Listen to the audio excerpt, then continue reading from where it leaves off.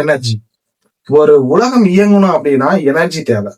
அந்த எனர்ஜி கிடைக்காம மக்கள் அளவுக்கு அதிகமா சாப்பாட்டுக்கே வழி இல்லாம ஒரு நிலைமை வரப்போகுது அப்படின்னு சொன்னா உங்களால நம்ப முடியுதா? கோவிட் டைம்ல நம்ம இருந்த மாதிரி ஒர்க் ஃப்ரம் ஹோம், யாரும் வீட்டை விட்டு வெளியே போகாதீங்க அப்படின்ற மாதிரி எல்லாம் திரும்ப ரூல்ஸ் போட்டா எப்படி இருக்கும்? ஆனா அது நடக்கிறதுக்கான வாய்ப்பு அளவுக்கு அதிகமா இருக்கு. பிரச்சனை எங்க ஆரம்பிக்குது அப்படின்னு பாத்துக்கிட்டீங்கன்னா, பிரச்சனை இந்தியால ஆரம்பிக்கல.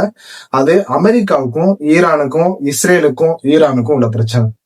அதாவது ஹார்முஸ் ஜலஜந்தி அப்படின்றது நம்ம எல்லாத்துக்குமே தெரியும். ஸ்ட்ரெயிட் ஆஃப் ஹார்முஸ், அதாவது உலக அளவுல கிட்டத்தட்ட ஒரு 20-30% எண்ணெய் பொருட்கள் அந்த கடல் வழிய அந்த ஒரு பிளேஸ்ல தான் டிராவல் ஆகுது.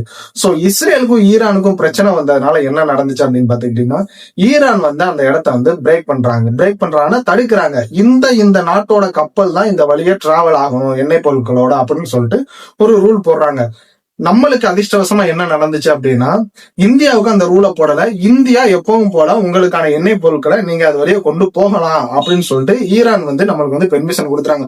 ஓகேடா ஜீரா, அப்ப ஓகே, சந்தோஷம் தானே. நம்மளுக்கு அப்படி எப்படி இந்த எரிபொருட்கள் பிரச்சனை வரும், எண்ணெய் பொருட்கள் பிரச்சனை வரும், ஈரான் தான் நம்மளுக்கு கொடுத்துட்டாங்களே அப்படின்னு சொல்லிட்டு நம்ம சந்தோஷமா இருக்கலாம். இப்ப பிரச்சனை எங்க ஆரம்பிக்குது அப்படின்னு பாத்துக்கிட்டீங்கன்னா, அதாவது நம்ம எண்ணெய் பொருட்கள் வாங்குறது அமெரிக்காக்காரன் ஒரு ரூல் போட்டான்.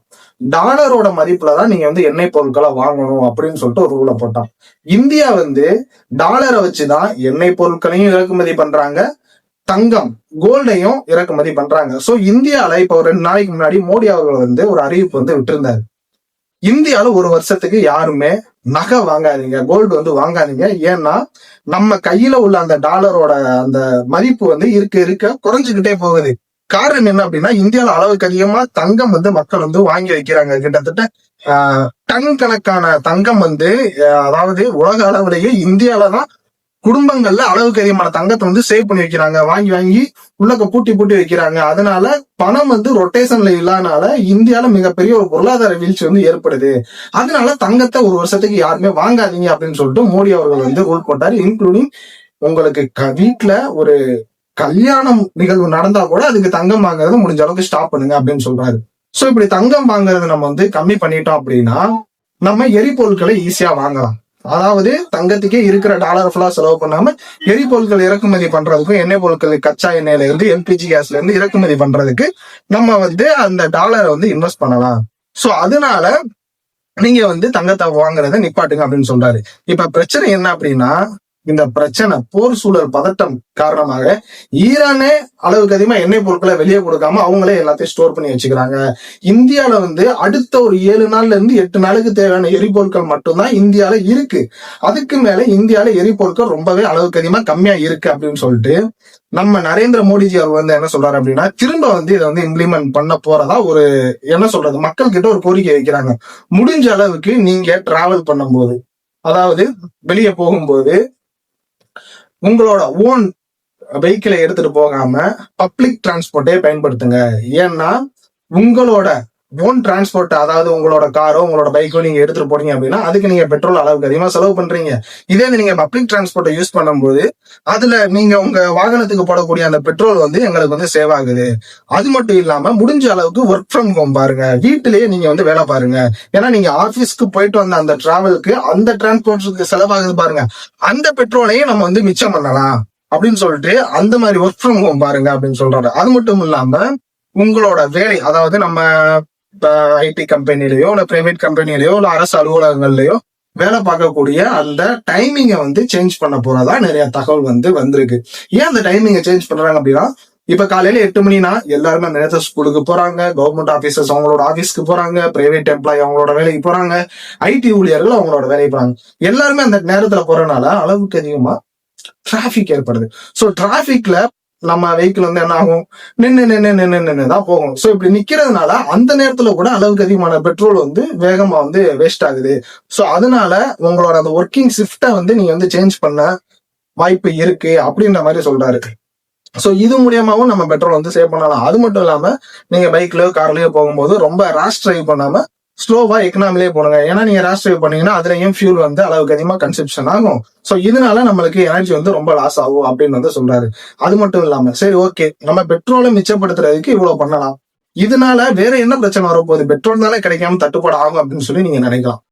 பெட்ரோல் அப்படின்றது வந்து ஒரு நாட்டுக்கு ரொம்ப ரொம்ப ரொம்ப ரொம்ப முக்கியமான ஒரு விஷயம். பெட்ரோல்னு சொல்லல, இந்த எல்பிஜி கேஸும் சரி, எரிவாயு பொருட்கள் எல்லாமே தான் சொல்றேன்.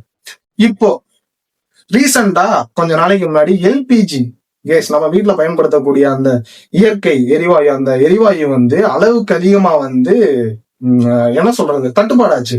கடையில விற்கக்கூடிய சாப்பாடுகளோட விலை வந்து உயர்த்தினாங்க. ஏன்னா கேஸ் வந்து கிடைக்கல. கடையில வாங்க, அதாவது நார்மலா 2000 ரூபாய்க்கு வாங்கக்கூடிய அந்த கேஸ் வந்து இப்போதைக்கு வந்து 5000 ரூபாய் செலவு பண்ணா கூட கொடுத்தா கூட கிடைக்க மாட்டேங்குது. அந்த அளவுக்கு மிகப்பெரிய ஒரு பிரச்சனை வந்து வந்துருச்சு. இதனால சாப்பாடோட விலையை ஃபுல்லா ஏத்துனாங்க.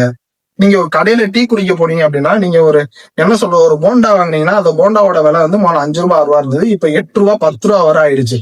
சோ அந்த அளவுக்கு விலையை வந்து ஏத்திட்டாங்க. ஏன்னா என்னையே இங்க பிரச்சனை. இன்னொரு பிரச்சனை என்ன அப்படின்னா, அந்த இடத்துல கேஸ் வந்து அளவுக்கு அதிகமா செலவாகுது அப்படின்னு சொல்லிட்டு அதையும் ஏத்திட்டாங்க. இந்த மாதிரி பிரச்சனை வருது. அது மட்டும் இல்லாம தொழிற்சாலைகள்ல மின்சாரம் வந்து அளவுக்கு அதிகமா வந்து என்ன சொல்றது வேஸ்ட் ஆகுது. சோ அதனால அதையும் வந்து கம்மி பண்றாங்க.